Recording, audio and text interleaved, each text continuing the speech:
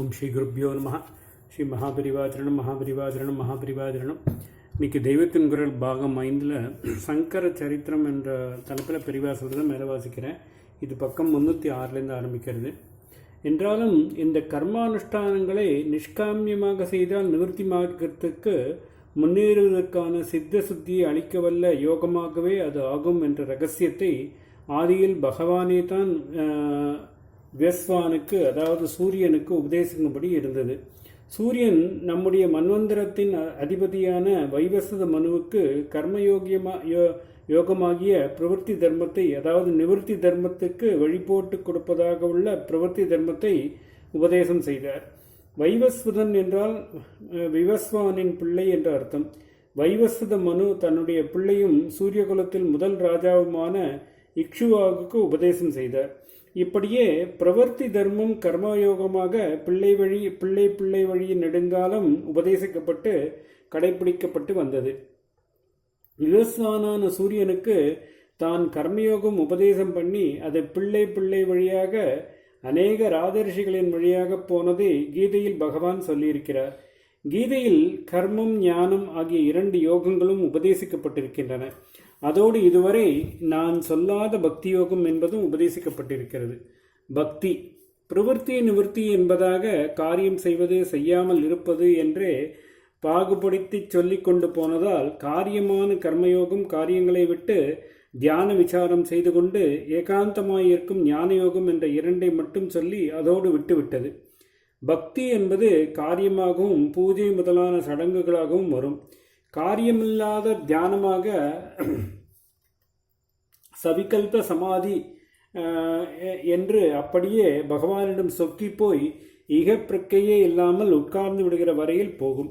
அவரிடம் சொக்கி போயிருக்கிற உறவு கூட போதாது, இன்னும் நெருக்கமாக கொஞ்சம் கூட பிரிவில்லாமல் அவனே ஆகிவிட வேண்டும் என்று பக்தியானது உச்சகட்டத்துக்கு போகும்போது அதுவே ஞானமாகிவிடும். ஜனசமூகத்தில் யோகம், வேதாந்தம், மீமாம்சை என்றெல்லாம் தத்துவ ஆராய்ச்சியில் போகாதவர்கள்தான் நிறைய இருப்பார்கள். இவர்கள் உள்பட சகலமான பேருக்கும் அல்பமாகவோ சொல்பமாகவோ பக்திதான் ஏதோ ஒரு விதத்தில் சுவாபாவிகமாக, அதாவது தன்னியல்பாக அமைந்தது.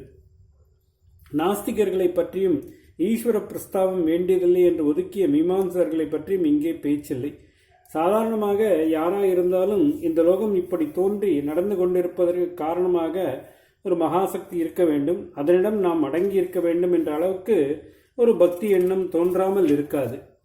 கர்ம சங்கிகளாகவே இருந்தாலும் கூட பலதாதாவாக ஒரு ஈஸ்வரன் இருக்க வேண்டிய அவசியமில்லை என்று மீமாம்சை கொள்கையை பொதுவாக ஜனங்கள் ஏற்றுக்கொள்ள மாட்டார்கள். மகாசக்தனான அவனைத்தான் தங்களுடைய எந்த விருப்பத்தையும் ஈடேற்றுபவனாக கருதி பிரார்த்திப்பார்கள். பணம், படிப்பு, ஆரோக்கியம், ப்ரமோஷன் எதுவானாலும் இதற்கெல்லாம் தாங்களும் முயற்சி மேற்கொண்டு காரியங்கள் பண்ணிக்கொண்டே இருந்தாலும் அவனருள் இருந்தால்தான் நமக்கு வேண்டியது பலிக்கும் என்று தங்களுக்கு தெரிந்த அளவில் பக்தி செய்து கொண்டிருப்பார்கள். இது பக்தியே இல்லை, வியாபாரம்தான் என்று சொல்பவர்கள் சொன்னாலும் தங்கள் அளவில் பக்தியாக இருப்பதாகத்தான் இந்த ஜனங்கள் நினைக்கிறார்கள். ஒரே கடவுள் பல தேவதைகள் மூலம் அருள் செய்கிறார் என்பதை புரிந்து கொள்ளாமல் ஒவ்வொரு தேவதையும் ஒவ்வொரு காமனைக்காக ஆராதிப்பதோடு நின்று விடுவர்களை விஷயம் தெரிந்தவர்கள் பரிகாசம் செய்தாலும் இவர்களிடம் எங்கேயோ ஒரு மூலையில் ஏக பரமாத்மாவிடம் ஒரு நிஜமான பக்தி எண்ணம் இல்லாமலே போய்விடவில்லை.